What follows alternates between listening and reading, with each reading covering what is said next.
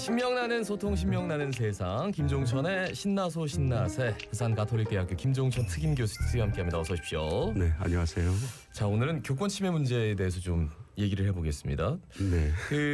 사실 뭐 서울 서희초 교사 사건 때문에 정말 많은 분들이 너무 황당하고 또 분노하고 있습니다. 우선 교권이라는 용어를 정확하게 짚어봤으면 하는데 구체적으로 뭐 교권을 어떻게 의미를 지정할 수 있을까요? 아쉽게도 이제 저희가 지금 교권에 대한 법령적 정의가 없습니다. 현재 예, 네. 뭐 대통령령이나 총리령이나 뭐 교육부 장관령에서도 이 교권이라는 것이 정확하게 무엇을 이야기한다라는 게 규정이 되어 있지 않는다는데 전 출발을 해야 된다고 생각하지 않나 싶습니다. 다행히 저 충남하고 인천에서 그 교육 조례에서 보니까 교권이라는 개념은 해놨더라고요. 거기 보면 이제 교권이라는 건 학생들에 대해서 우월권을 갖는 것이 아니라 국민의 자녀 교육을 위임받아서 교사의 전문 능력과 인격으로 외부 간섭 없이 자유롭게 교육을 시킬 수 있는 권리다라고 해놨습니다. 네네. 이제 조례에서 그 정도 해놨지 국가적 차원에서 법령적 그 정의가 없다는 게 좀 아쉽습니다. 네네. 예. 그러니까 요즘 제일 많이 또 뉴스에서 보는 게 교권이 추락했다, 침해되고 있다 이런 표현인데 주로 어떨 때 쓰지요? 보통 뭐 교권이 침해됐다라면 한 서너 가지로 볼 수 있는데 학생으로부터 혹은 학부모로부터 아니면 학교 당국, 행정 당국으로부터 아니면 국가 외부 정치적 영향권으로부터라고 할 수 있는데 최근에 이슈되는 것은 주로 학생과 학부형으로부터 받는 어떤 훼손이 아닌가 싶습니다. 아까 말씀하셨던 그 서희초 교사 사건 경우도 학생과 학부모의 어떤 침해 가능성이 높은 것으로 보고 있고 보통 뭐 교권의 어떤 침해라는 것은 단순하게 형식적인 것뿐만 아니라 심리적인 형태에서도 교육 대상자로부터 어떤 위임을 받지 못하고 권위를 받지 못한다면 그때부터 교권이 상실되고 침해받는 게 아닌가 싶습니다.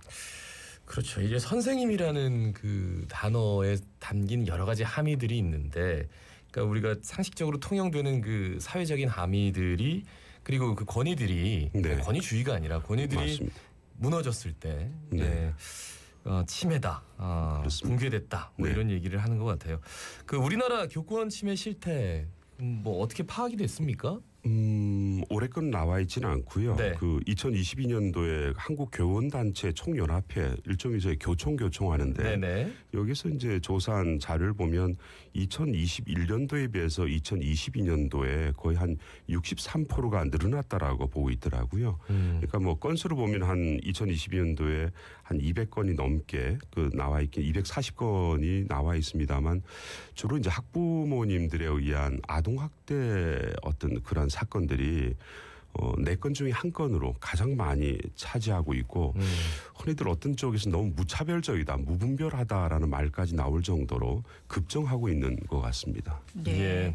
실제로 이제 어떤 조사를 보니까 선생님들 10분 중에 9분이 아동학대로 신고당할까 봐 겁난다. 네네. 진짜 뭐 교실에서 무슨 말을 못하겠다. 맞습니다. 이런 얘기들 하시더라고요. 관련한 법도 좀 한번 얘기를 해봐야 될 것 같아요. 네네네. 예, 교실 내에서. 그러니까 이렇게 이제 근데 한편 또 생각하면 이거 학부모들이 아무나 신고하겠나, 뭐 문제가 있었으니까 신고하겠지 이렇게 생각하시는 분도 있을 수 있거든요. 그렇습니다. 저도 어떻게 처음 봤을 때 과거에 목소리를 내지 못했던 아동학대 부분에 대해서 학부형들이 이제는 공식적인 제도적 채널을 통해서 신고를 하는 게 아닌가 싶은데 네네. 실제적으로 이 아동학대 신고가 그러면 검찰에 그 어떻게 종결이 났나 보면 거의 다 무혐의로 종결되었습니다. 만약에 이게 아동학대가 실질적인 어떤 형사적인 문제나 법적인 문제가 있다라면 거의 다가 이렇게 무혐의로 종결되어서는 안 되었어야 되는데 네네. 결국은 아니면 말고 싶게 무조건 그냥 그 무고식의 신고가 대부분을 차지하다 네. 보니까 여기에 대한 피로감이 이제 교사분들이 많이 느끼고 계시고 그러다 보니 잘못 내가 했다가는 또 신고당할 거라는 것 때문에 학생 지도에 좀 소극적이 되고 때로는 회피해버리는 모른 척 해버리는 이런 일까지 실제로 현장에서 있다고 합니다. 그래서 이런 부분만 보더라도 아동학대에 대한 어떤 신고 기준을 교육당국에서나 정부에서 명확히 다시 한번 규정을 해준다면 네네. 무분별하다라는 무차별적인 이런 표현이 나오지 않지 않겠나 생각됩니다. 그러니까 이게 무차별적으로 신고를 하는데 네. 어쨌든 가서 조사받아야 되잖아요. 맞습니다. 그 과정이 얼마나 지난합니까? 그렇습니다. 그러니까 그러니까 신고를 할 수는 있어야 되겠지만 이제 그 부분에 대한 책임도 맞습니다. 분명히 학부모한테 물어야 될. 무고죄들 요즘은 뭐 사회에서 점점 이제 그러니까. 묻는 분위기로 가는데 그러니까 무고한 사람을 그냥 뭐 죄인 취급해가지고 네. 그렇게 고발을 한다면 거기에 대한 책임도 분명히 물어야 된다. 그렇습니다. 교사가 이제 그런 어떤 법적 과정을 겪으면서 학생들을 지도한다라면 그만큼 많은 에너지를 힘들지. 빼앗겨버리기 때문에 일부에서는 어떤 이야기가 나오냐면 이런 게 신고가 들어가면 당사 교사가 여기에 대처할 것이나 학교에서 교육부장이나 교감이나 이런 교장님이 대행해서 이걸 해야 된다. 일본에서는 그런 방법을 현재 쓰고 있습니다. 네. 미국도 그렇다고 항상 그렇습니다. 보도가 네네. 나오더라고요. 근데 네. 이제 그걸 오히려 이제 상담을 했을 때 네. 학교 내에서는 또 무마하기 위해서 그냥 좀 참아라 이렇게 네. 약간 이런 분위기도 살짝 얘기가 나오더라고요. 네, 네. 어쨌든 뭐 전체적인 판을 다 네. 보고 좀 얘기를 해야 될 것 같아요. 이게 지금 그렇습니다. 정말 맞습니다. 너무 많아가지고 그 학생들에 의한 교권 침해 사례 뭐 어떤 경우가 있죠? 그러면 뭐 학부모님보다 더 많은데요. 2021년에 비해서 2022년도에 보면 한 2,000건이 2,100건 정도 됐던 것 같습니다. 네네. 근데 또 작년 상반기 보니까 상반기만 해도 한 1,500건이 넘더라고요. 근데 이제 건수도 건수지만 그 내용을 보면 한 60% 가까이가 이 학생들이 스승을 교사를 폭언을 하고 모욕을 주는 이런 내용들이 있습니다. 그 외에도 한 10% 정도가 실제로 이 폭행을 합니다. 제가 최근에 어떤 실제로 경험했던 학생과 교사의 말씀 들어보니까 임신한 선생님을 발로 차는 학생들도 있었고요. 또 왜 그 작년인가에 그 충남의 학생이 교사 수업 중에 교단에 올라가서 촬영을 해서 SNS에 올리는 이런 것들 보면 성적 굴욕감이나 혐오를 느끼게 하는 경우도 전체에 차지하는 신고건 중에서 한 10% 가까이 되고 있습니다. 근데 사실 그때 당시에 문제는 되는데 또 약간 흐지부지된 경향이 그렇습니다. 없잖아요. 지금 네네. 전체 이게 사회적 분위기가 이제는 좀 이래선 안 된다라는 분위기가 확실히 있는 것 같습니다. 맞습니다. 네, 그러니까 이제 교권 침해 내용 사실 뭐 학생들이 이렇게 했다면 한 번씩 보도를 보면 학교에서 이런 일이라고 할 정도로 정말 끔찍할 경우가 많은데 뭐 이렇게 교권 침해가 계속 이제 점점 증가하고 있다 하는데 요 발생 원인을 주로 어디로 보고 있습니까? 뭐 아마 지금도 대부분의 학생들은 선생님을 좀 어려워하고 존경의 대상으로 그 여기고 있는 것 같습니다. 단지 이제 학생 인권의 어떤 강조가 좀 뭔가 좀 부작용이라고도 볼 수 있고 파행적으로 진행되다 보니까 이 교실 문화가 많이 어떤 예상치 못한 방향으로 흘러가고 있고요. 예를 들어서 뭐 저도 실제로 학교를 가봤는데 고등학교를 자는 학생을 그대로 두고 계시더라고요. 교사분들께서. 왜 그러냐? 그렇게 해서 깨워서 잘못하면 아동 학대 신고가 들어옵니다.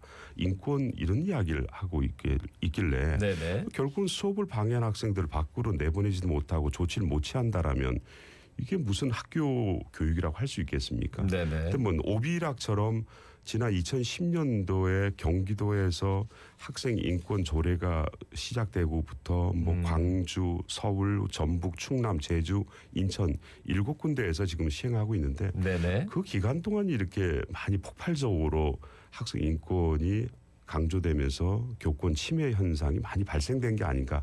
인과관계를 정확하게 따질 수는 없습니다만 그게 한 짐작해볼 수 있는 부분인 것 같습니다.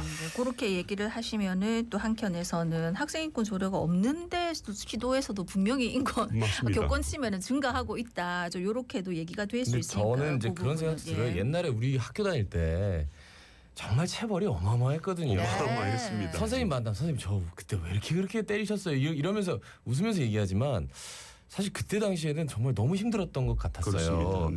그러니까 그게 확실한 분위기는 없어지긴 했습니다. 맞습니다. 학교 현장에서 그게 없어졌는데 그걸 없애면서 오히려 또 반대급부의 풍선 효과라고 할까요? 이런 부작용들이 좀 나타나는 것 같아서 이제는 뭔가를 좀 새롭게 바꿔나가야겠다는 생각이 드는데 체벌을 금지하는 거는 학생 인권 조례 때문이 아니라 교육법에 그렇게 명시되어 있다는 걸 다시 한번 말씀드리겠습니다.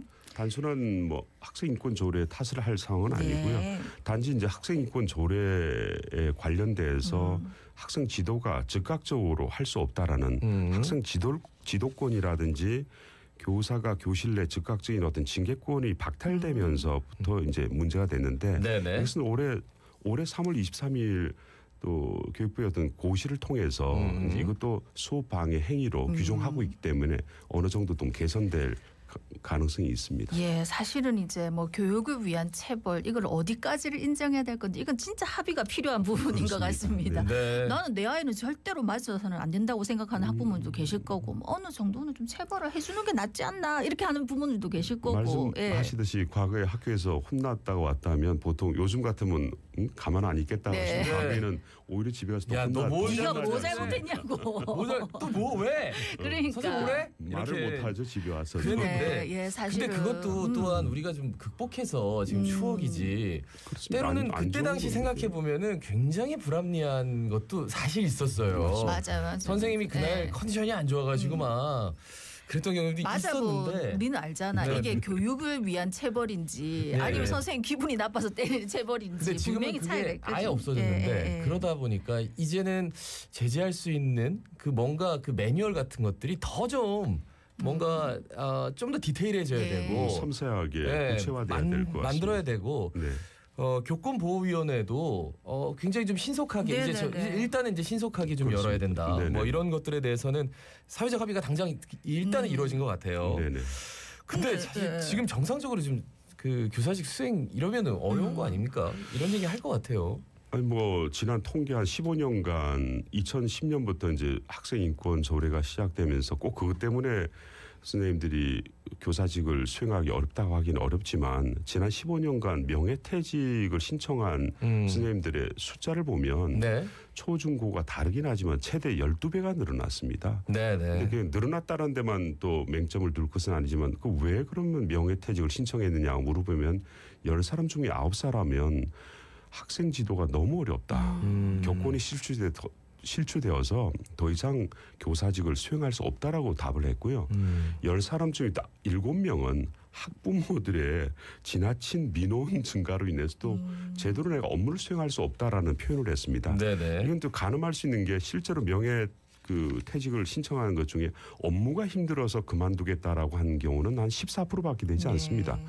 그러니까 본인의 고유한 업무보다는 학생 생활 지도와 학부의 어떤 학부모님의 민원 증가에 대한 스트레스 때문에 명예퇴직이 늘어나는 것을 저희가 볼 수 자, 있을 것 그러면 같습니다. 이제 외국의 사례를 네네. 조금 우리가 짚어봐야 될 것 같아요. 네. 외국의 경우는 사실 미국 학교 이렇게 영화 같은 거 보면은 너 뭐 교무실로 가 이렇게 얘기하면 무조건 교장실로 예, 교장 가가지고 선생님이 학부모 불러가지고 네, 네, 얘기하고. 뭐 예. 영화를 많이 보신 것 같습니다.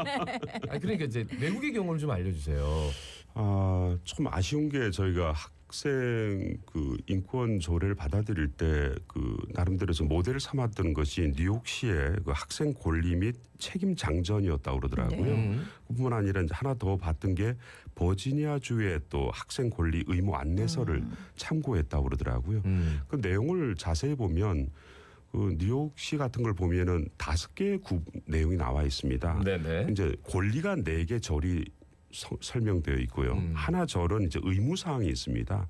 그러니까 그럼 권리가 뭐냐 하면 교육을 받을 수 있는 권리, 적당한 어떤 자유를 누릴 수 있는 표현의 자유를 누릴 수 있는 권리, 그다음에 정당한 어떤 절차를 통해서 일이 될 수 있도록 권리, 그다음 18세 이상의 청소년들의 또 추가된 권리 이 내용이 나와 있고 마지막 절에 학생이 어떠한 책임을 져야 된다. 다시 말해서 타인의 권리를 침해해서는 안 된다. 수업의 학습권을 침해해서는 안 된다. 교사에 대한 예의를 갖춰야 된다. 이런 내용이 있는데 저희 학생인권 조례는 이 내용이 없습니다. 더 나아가서는 지금 저희가 또 큰 문제 중에 한 가지가 수업 중에 그 핸드폰을 사용하는 이 문제로 네네. 인해서 여러 가지 문제가 되는데 그 뭐 인권의 최고의 국가라고 하는 프랑스조차도 수업 시간에는 휴대전화를 사용하지 못하도록 되어 있습니다. 네네. 프랑스뿐만 아니라 뭐 영국이나 일본이나 뭐 스웨덴, 호주 보면 이 교육의 목적 외에는 스마트폰을 쓰지 못하라고 돼 있는데 저희는 이게 정확한 구분 없이 모호하게 돼 있어서 실제 이런 수업 방해의 문제가 많습니다. 이렇게 그러니까 수업을 하는 걸 찍는다. 뭐 근데 이제 뭐 뭘 하면은 무조건 다 찍을 수 있는. 근데 그게 오히려 그 본인이 유리한 부분만 이렇게 편집해가지고 내보내는 그렇습니다. 그런 것들도 문제가 될 수도 있고. 근데 이제 분명히 또 교칙으로 그런 걸 또 처벌하는 조항도 분명히 있긴 있거든요. 예. 근데 이제 우리나라만의 문제는 아닌 것 같고요. 뭐 일본에 대한 말씀 많이 드는데 일본은 그 우리나라도 극성 부모님이 있다지만 네. 일본의 극성 부모님 표현을 괴물 부모라고 표현하더라고요. 괴물 부모. 몬스터 페어런트라고 해가지고 예. 이분들이 시달리는 교사들이 정신건강 문제를 너무 많이 겪으니까 스스로의 어떤 셀프 케어라는 교사 스스로 정신건강을 관리를 해라는 이러한 규정까지 정부가 발표한 바가 있습니다. 네. 자, 오늘 말씀은 여기까지 드려야 될 것 같습니다. 네네. 지금까지 부산 가톨릭대학교 김종천 특임 교수였습니다. 고맙습니다. 고맙습니다. 네, 감사합니다. 예, 뭐 교사, 학부모, 학생 전부 다가 행복한 학교가 되기를 꿈꿔봅니다. 오늘도 진짜 덥습니다. 건강관리 유의하시고요. 내일 또 건강하게 만납시다. 자갈 찾으며